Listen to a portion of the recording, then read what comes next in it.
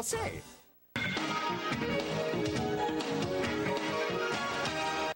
De volta ao programa Conexão Potiguar, hoje conversando com o doutor Aldo Medeiros, que é candidato à presidência da Ordem dos Advogados do Brasil, secção Rio Grande do Norte. Doutor Aldo, 38 comissões não são muitas, não? Isso é o que é necessário mesmo? É necessário esse número de comissões?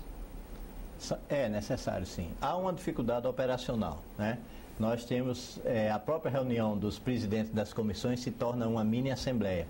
Mas é nossa intenção de fazer um trabalho de planejamento para a ação dessas comissões, inclusive com uma destinação prévia de recursos para poder que o trabalho em planejamento atenda a todas as diferentes áreas. O que nós estamos pensando em fazer é em agrupar, por exemplo, agrupar a comissão que trata da infância, adolescência, com o idoso, com a pessoa portadora de necessidade especial, com direitos humanos, com saúde, e agrupando de acordo com a sua forma de atuar, a não haver desperdício de recursos e não haver uma coisa que, infelizmente, dado o grande número, vem acontecendo muito. Algumas comissões têm um apoio efetivo e outras comissões têm muita dificuldade na realização do seu planejamento, dos seus eventos e da sua atuação. Então, é necessário que haja esse planejamento de forma a ordenar a ação, né, ser mais agrupada por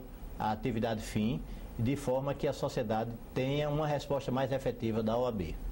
Uma coisa, há um trabalho de voluntariado, um incentivo ao voluntariado dentro dos trabalhos da OAB. Queria que o que é que o senhor mudaria nisso e o que é que o senhor deixaria de mudar? É muito importante essa discussão, porque os advogados todos que trabalham na OAB não são remunerados. Nós temos um assessor jurídico especificamente e uma outra advogada contratada para trabalhar no Tribunal de Ética. Nós entendemos que algumas das atividades necessariamente terão que ser profissionalizadas e nós deveremos ter um pequeno quadro de profissionais remunerados e à disposição da OAB durante todo o expediente, especificamente para a defesa das prerrogativas. O que acontece hoje é que quando há um incidente de violação de uma prerrogativa, por exemplo, numa delegacia de polícia, numa repartição pública,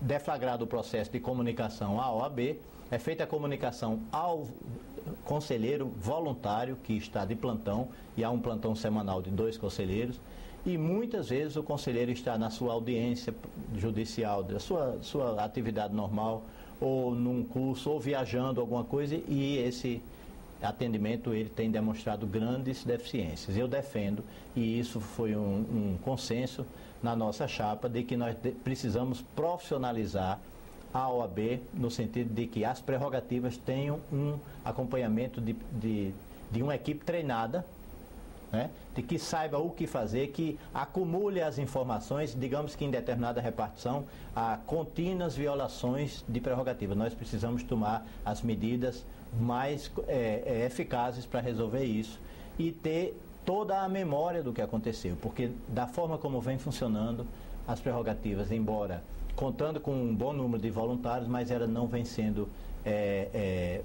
defendidas na mesma proporção de que está havendo um aumento na violação destes direitos. Porque a sociedade tem que entender que a prerrogativa do advogado não é um privilégio. A prerrogativa do advogado é um meio constitucionalmente deferido para que assegure a ampla defesa e o contraditório, ou seja, para que as pessoas que são acusadas de alguma coisa possam ter direito a responder da forma mais ampla admitida na lei. Uma vez exercido esse direito, a sociedade pode condenar ou não condenar através do Poder Judiciário. Mas para isso é necessário que os advogados exerçam plenamente as suas atividades na defesa daquelas pessoas. Sem isso, não há Estado de Direito. A arrecadação por parte da OAB para pagar esses profissionais que hoje atuam de forma voluntária? Os conselheiros, as pessoas que são eleitas na OAB não podem receber remuneração, mas a OAB tem um quadro de funcionários permanente e nós defendemos na nossa chapa que as defesas das prerrogativas, juntamente com os voluntários da Comissão de Defesa das Prerrogativas, seja exercido em conjunto com profissionais remunerados, assessores jurídicos, que nós faríamos um processo seletivo para contratação de 1, 2, o que for necessário de assessores jurídicos para isso. Mas de acordo com a arrecadação da OAB hoje, há como remunerar? Olha, o balanço de 2011 diz que o orçamento foi de 9 milhões de reais, o de 2011. Eu acredito que 2012 vai ser, embora não tenha havido aumento das anuidades, mas normalmente em ano de eleição diminui um pouco o processo de débitos. E também pelo fato de que nós temos uma receita incrementada por 3 exames de ordem que são feitos por ano. Então eu acredito que o dinheiro não é problema para esse tipo de aplicação. Critica-se o valor da anuidade, acha-se alto aqui. O que é que o senhor acha? Nós temos a terceira menor anuidade do Brasil. A nossa anuidade é R$ 488 e estados do Nordeste, pequenos como nós, nenhum é inferior a R$ 500. Inclusive, todos tiveram problema com a lei que saiu ano passado, estabelece um limite de R$ 500 para os conselhos regionais, e a OAB vem lutando para demonstrar que a situação dela é diferente, porque ela não recebe verbas públicas de nenhuma natureza e que não se aplica à lei, mas nós não tivemos, porque o nosso valor é inferior. Então, não é caro, só num serviço que a OAB presta ao advogado, que é o clipping das publicações dos tribunais. Esse serviço contratado particularmente custa R$ 100 por advogado mês, e aí só nisso o advogado gastaria R$ 1.200 por ano, quer dizer, só isso, e ele estando adimplente com a OAB, esse serviço já mais do que superior ao valor que ele recebe. Eu acho que essa questão de reduzir a anuidade, ela não é uma questão importante para os advogados. Importante é de dar um abatimento a quem acabou de sair da faculdade, não tem uma clientela organizada, não tem um escritório montado, estes sim devem ter um abatimento. E a proposta da chapa é de aumentar o abatimento que é dado hoje, que é de 30% por 3 anos. Nós estamos estudando como vamos definir, como seria esse aumento. Se seria aumentar o percentual ou estender mais 2 anos o abatimento. Doutor Aldo, no próximo bloco gostaria de saber do senhor como seria, caso o senhor seja eleito presidente da OAB, como será a atuação da OAB no interior, nos municípios do Rio Grande do Norte. Pedir licença mais uma vez ao senhor e aos nossos telespectadores. Vamos fazer um rápido break e voltaremos em seguida.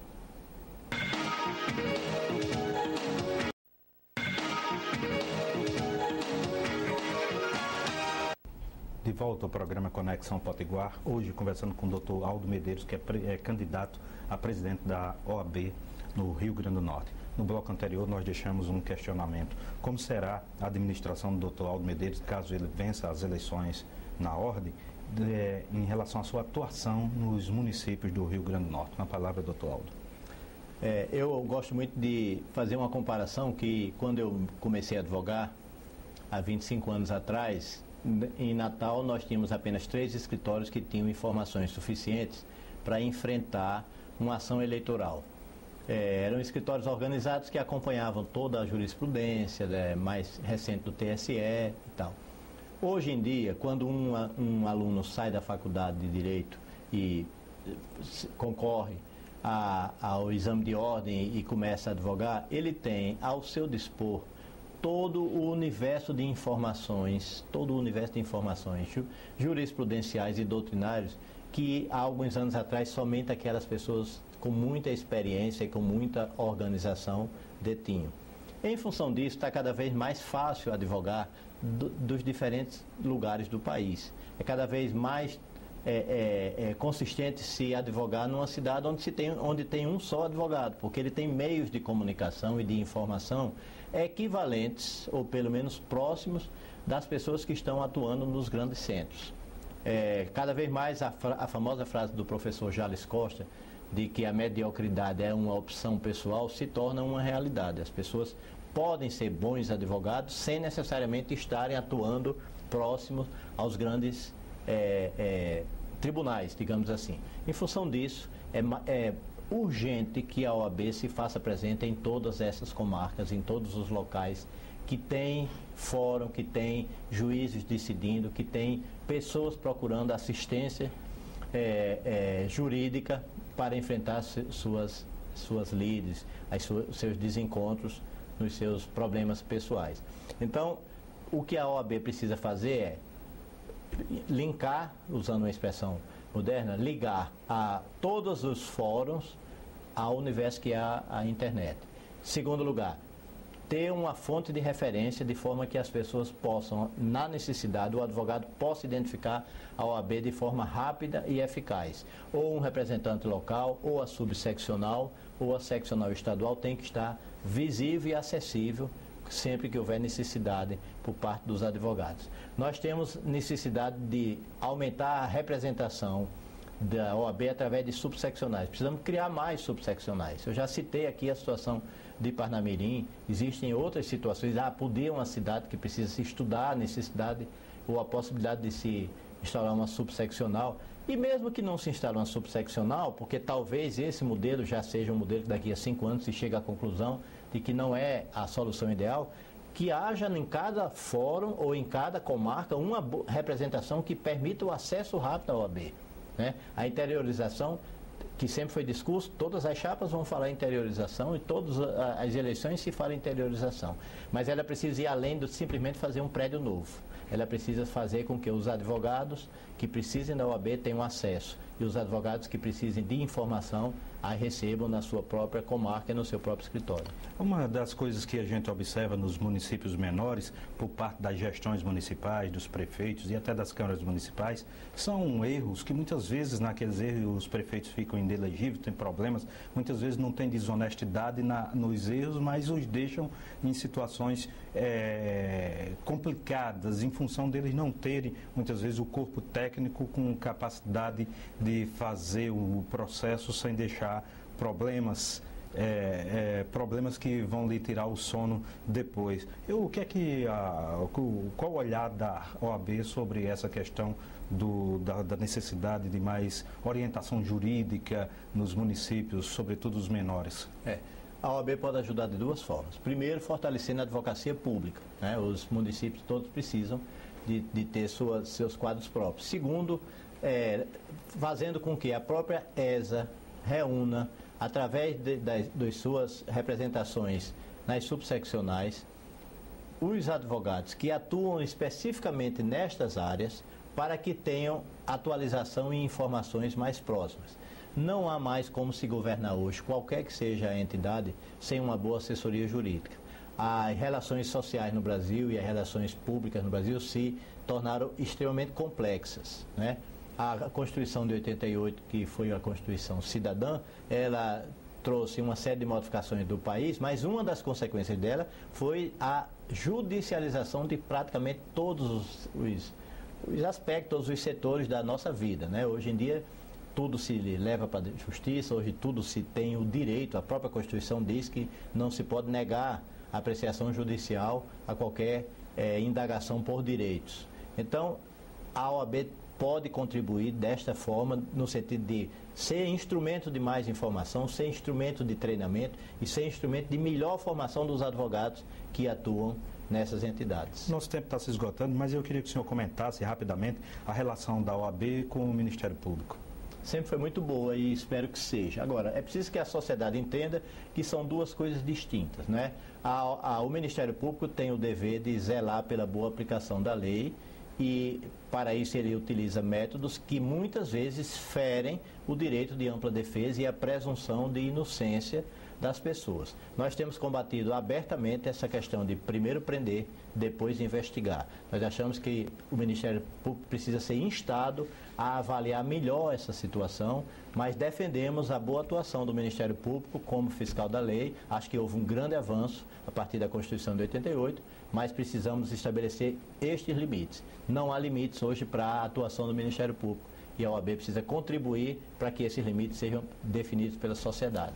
Dr. Aldo Medeiros, vice-presidente da OAB, candidato a presidência da instituição. Queria agradecer a sua presença aqui no Conexão Potiguar pela essa esclarecedora entrevista, lhe passar o jornal Potiguar Notícias, que está nas melhores bancas, e desejar boa sorte na sua caminhada. Muito obrigado, Pinto. Eu que agradeço o espaço e estou à disposição sempre que necessário for para trazer as informações. Muitíssimo obrigado especialmente a você, telespectador, que nos acompanha de segunda a sexta-feira aqui pela telinha da Band e pelo portal de notícias do Rio Grande do Norte, potiguarnoticias.com.br. Grande abraço e até mais.